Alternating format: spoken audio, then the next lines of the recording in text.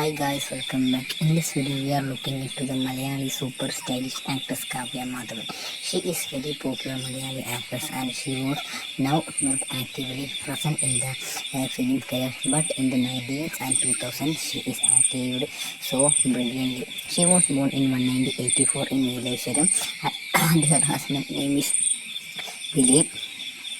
And she was acted in so many movies like Meshamadhavan in 2002, Tilakam in 2003, Anandabhadram in 2005, and Kochi Rajavu in 2005. Those movies are super hit movies also because Kavya is acted so well in those movies also. And also she is very popular actress and her sibling name is Midin Madhavan and her others informations of her Malayalam Tamil ചലച്ചിത്ര മേഖലയിൽ വളരെയധികം സ്വാധീനം ചെലുത്തുന്ന ഒരു നടിയാണ്. ബാലതാരമായാണ് താരം സിനിമയിലേക്കും മറ്റും വന്നത്.